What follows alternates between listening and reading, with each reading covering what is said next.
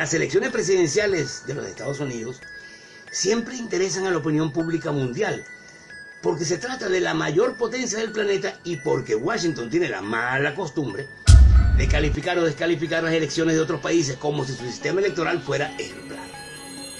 Pero las elecciones en Estados Unidos distan mucho de ser perfectas, están llenas de anacronismos que las diferencian de las demás. Primero, son de segundo grado, es decir, que no se vota directamente por el presidente y el vicepresidente, sino por representantes que forman los llamados colegios electorales, cuyos votos deciden quién es el ganador. La permanencia de este sistema obsoleto, abandonado hace más de un siglo en casi todo el mundo, es el resultado de la guerra de secesión y la abolición de la esclavitud, cuando los negros emancipados se volvieron ciudadanos y sus votos eran una amenaza para los líderes políticos sureños. Los estados del sur impidieron entonces, y aún impiden, cualquier intento de reemplazar el voto indirecto por el voto popular, nacional, general, como en todos lados. Este sistema fue en su tiempo el brazo político de la oligarquía del sur, mientras su brazo armado era el Ku Klux Klan. En los Estados Unidos, el ganador de las elecciones es el candidato que obtenga al menos 270 votos de los llamados colegios electorales. Es posible que un candidato gane el voto electoral y pierda el voto popular.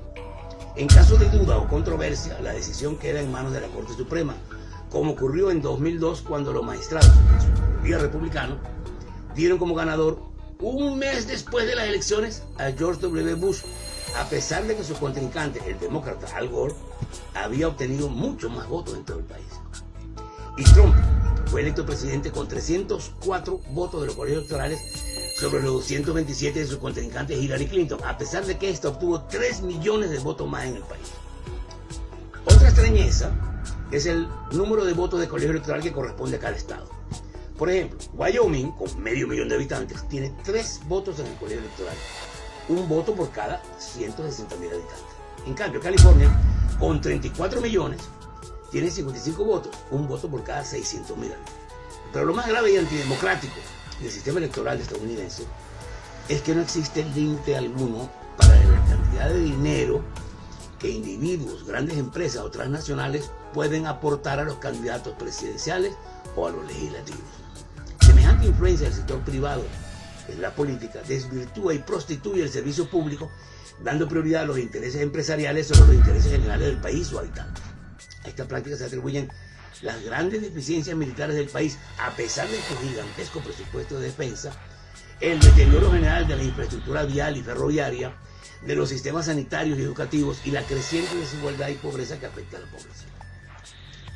A lo anterior, hay que añadir que en 36 estados no pueden votar 21 millones de personas que carecen de un documento oficial con su fotografía, y que salvo en los estados de Vermont y Maine, no pueden votar los privados de libertad y quienes hayan sido sentenciados en el pasado, lo que en el país del mundo que tiene más presos que en cifras absolutas y porcentuales implica una segregación por raza y clase que perjudica a las grandes minorías de afroamericanos y latinos. Como si todo esto fuera poco, a diferencia del resto del mundo, en Estados Unidos las elecciones no se celebran en un fin de semana o día feriado, sino los martes, un día de trabajo como cualquier otro, lo que dificulta el voto de los asalariados y explica, entre otras cosas, un alto grado de abstención. En las presidenciales del 2016, solo votó el 55.7% de los inscritos. Para finalizar, cada estado utiliza máquinas y sistemas de conteo diferentes tanto para los votos de los centros electorales como para los votos por correo, que en 2016 fueron 31 millones, una cuarta parte del total. Tal diversidad de plataformas técnicas imposibilita las auditorías que de hecho son casi inexistentes. El sistema electoral de Estados Unidos perpetúa el bipartidismo de los demócratas y republicanos, hoy muy desprestigiado, como lo reveló la irrupción en la política de outsiders como Bernie Sanders y Donald Trump.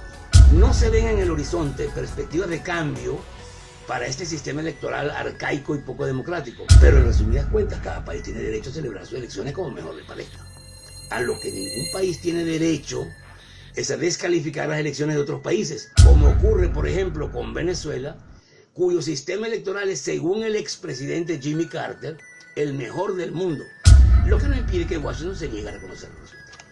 Resulta evidente que el gobierno de Estados Unidos, con su arcaico y poco democrático sistema electoral, no tiene ninguna autoridad moral para condenar las elecciones en otros países. para ver la paja en el ojo ajeno y no ver la viga en el propio. Las preguntas que se imponen son: ¿cuándo los Estados Unidos modernizará y democratizará su sistema electoral? ¿Y cuándo Washington en materia electoral seguirá predicando lo que no practica? He ahí para la gran República del Norte su más importante misterio de la historia.